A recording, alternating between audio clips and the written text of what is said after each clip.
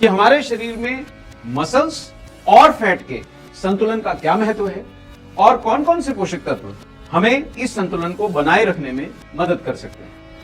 यह याद रखना बहुत जरूरी है और समझना बहुत जरूरी है कि मसल्स और फैट के असंतुलन से हम असमय बुढ़ापे के शिकार हो सकते हैं, अस्वस्थ हो सकते हैं और इनका बनाए रखना बहुत जरूरी है कि विभिन्न न्यूट्रिएंट्स हमारे शरीर के लिए किस प्रकार उपयोगी हैं। खासकर हम ये जानेंगे कि प्रोटीन, विटामिन, मिनरल और फाइबर का हमारे स्वास्थ्य के लिए क्या महत्व है। सबसे पहले हम बात करते हैं प्रोटीन की। प्रोटीन क्या है? प्रोटीन दरअसल शरीर के लिए महत्वपूर्ण 7 पोषक तत्वों में सबसे आवश्यक तत्वों में से एक है।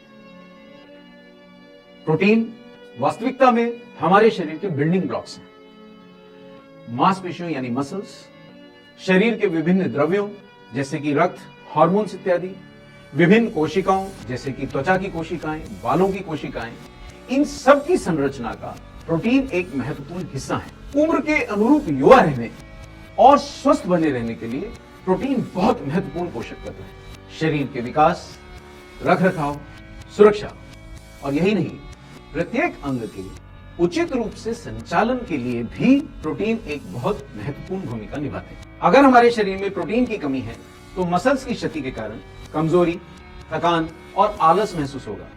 वजन उठाने या मेहनत के काम करने में कठिनाई होगी। कमजोरी के कारण हाथ, पांव, गर्दन, पीठ या कमर दुखने की परेशानी हो सकती है।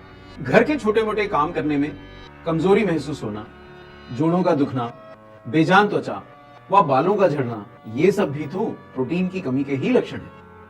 अगर हमें इन सब परेशानियों से बचना है तो पर्याप्त मात्रा में रोज दैनिक प्रोटीन का सेवन करना अत्यंत आवश्यक है। WHO यानी वर्ल्ड हेल्थ ऑर्गेनाइजेशन के अनुसार भी प्रत्येक व्यक्ति के स्वस्थ रहने के लिए प्रोटीन के दैनिक सेवन की आदर्श मात्रा शरीर के वजन के अनुसार कम से कम 1 ग्राम प्रति किलोग्राम होना ही चाहिए। यानी हर व्यक्ति को औसतन रोजाना कम से कम 60 ग्राम प्रोटीन का सेवन करना चाहिए।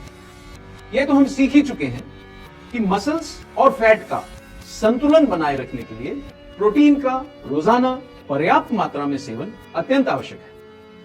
आइए देखते हैं कि प्रोटीन की यह मात्रा हम आहार से कैसे प्राप्त कर सकते हैं। जैसा कि अभी हमने सीखा कि मसल्स बचाए रखकर शरीर को स्वास्थ्य बनाए रखने के लिए हमें रोजाना 60 ग्राम प्रोटीन की आहार से आवश्यकता है। किसी भी शाकाहारी व्यक्ति के लिए आहार से पर्याप्त मात्रा में उचित गुणवत्ता का प्रोटीन रोज प्राप्त करना बहुत कठिन है। ऐसा क्यों है? ऐसा इसलिए है कि हमारे शाकाहार के जो आधार हैं, हमारे दैनिक आहार के जो आधार हैं, जैसे कि रोटी, चावल, आलू इत्यादि में प्रोटीन बहुत कम मात्रा में होता है। दालों, फलियों, बीजों, इनमें तो प्रोटीन होता है, पर ज्यादातर लोग पर्याप्त मात्रा में इनका दैनिक सेवन नहीं करते। एक और मुश्किल यह है कि किसी भी एक अकेली दाल या फली या मगज में पर्याप्त मात्रा में उचित गुणवत्ता का संपूर्ण प्रोटीन नहीं होता। इसलिए हर शाकाहारी व्यक्ति को बहुत ही संतुलित मात्रा में, बहुत ही नियमित तरीके से प्रत्येक दाल, फली, सब्जियों व मगज इत्यादि का रोजाना सेवन करना जरूरी है, जो ज्यादातर लोग नहीं करते। एक कठिनाई और भी है, इनमें से कई का प्रोटीन हमारे लिए पचाना सरल नहीं होता है। इसलिए हमें इनसे मिलने वाला प्रोटीन पर्याप्त मात्रा में रोज अवशोषित करना इतना सरल नहीं होता है। इन्हीं कारणों से ज्यादातर शाकाहारी लोगों की प्रोटीन की दैनिक आवश्यकता की संपूर्ण पूर्ति नहीं हो पाती और प्रोटीन की इस कमी के कारण वे अपनी मसल्स और अपना स्वास्थ्य खो बैठते हैं। दूसरी ओर मांसाहार से पर्याप्त प्रोटीन तो मिलता है, लेकिन उसमें फैट की अधिकता होने के कारण मांसाहारी लोग कोलेस्ट्रॉल की अधिकता से पीड़ित होते हैं, मोटापा भी बढ़ता है और विभिन्न रोगों का खतरा भी बढ़ता है। साथ साथ अधिक मांसाहार करने से शरीर में एसिडिक तत्वों की मात्रा भी बढ़ती है। पूरा विश्व इस समय यह प्रयास कर रहा है कि आहार में मांसाहार को कम करें और उसकी जगह शाकाहारी प्रोटीन की इंटेक यानी उसका सेवन बढ़ाएं। शाकाहारी प्रोटीन का सबसे अच्छा स्रोत है सोया प्रोटीन, क्योंकि यह संपूर्ण प्रोटीन है। लेकिन भूलिए मत कि सोयाबीन तेल का, खाने के तेल का सबसे प्रमुख स्रोत है। यानी अगर हम सीधे सोयाबीन का सेवन करेंगे तो हमें बहुत सारा तेल का भी सेवन करना पड़ेगा, जो कि एक फैट है, जिससे मोटापा भी बढ़ सकता है और समस्याएं भी खड़ी होती हैं। सोयाबीन में कुछ ऐसे प्राकृतिक तत्व भी होते हैं जिन्हें पचाना हमारे लिए सरल नहीं है, इसलिए सोयाबीन सीधे खाने से हम उसको सरलता से पचा नहीं पाते। एक और कठिनाई यह है कि सोयाबीन में ट्रिप्सिन इनहिबिटर नामक कुछ ऐसे तत्व हैं जो प्रोटीन के ही पाचन में बाधा डालते हैं।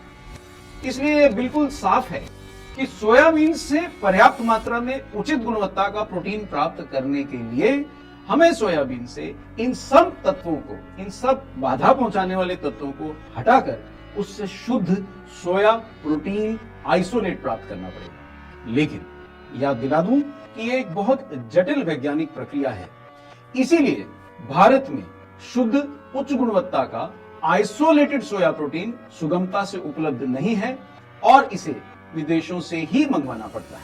आप समझ ही गए होंगे कि सोयाबीन को सीधे खाकर या उसे आटे में पिसवाकर उससे पर्याप्त मात्रा में प्रोटीन प्राप्त करना और उसे अवशोषित करना सरल नहीं है। इसी वजह से आहार के अलावा किसी बाहरी स्रोत जैसे कि किसी अच्छी गुणवत्ता के सप्लीमेंट से आइसोलेटेड सोया प्रोटीन का सेवन दैनिक रूप से करना अपनी प्रोटीन की दैनिक आवश्यकताओं की पूर्ति करने का एक बेहद सरल उपाय है। साथ साथ यह प्रोटीन हमारे शरीर में अच्छे से पचता है और आसानी से अवशोषित भी हो जाता है। बहुत से लोगों के मन में एक सवाल उठता है कि मेरा खान पान तो बहुत अच्छा है, क्या मेरे आहार से ही मेरे दैनिक प्रोटीन की आवश्यकताओं की पूर्ति नहीं होगी? तो मैं कुछ उदाहरण से आपको समझाता हूं। अपने आहार से प्रोटीन की 60 ग्राम मात्रा का दैनिक सेवन करने के लिए आपको 9 गिलास दूध रोज पीना पड़ेगा, या फिर आप 9 कटोरी दाल भी खा सकते हैं। 300 ग्राम पनीर भी ये काम कर देगा, या फिर 300 ग्राम काजू और बादाम रोज खाइए। सब्जियों के प्रेमी हैं तो 2 किलो पालक खा जाइए, और अगर आपको रोटी और चावल पर ही निर्भर रहना है तो कम से कम 2 किलो चावल या 20 रोटियों का सेवन करना पड़ेगा। ये तो स्पष्ट है कि कोई भी व्यक्ति साधारणतः इतने अधिक मात्रा में किसी भी आहार की वस्तु को खाए और उसको पचाए, ये सरल है।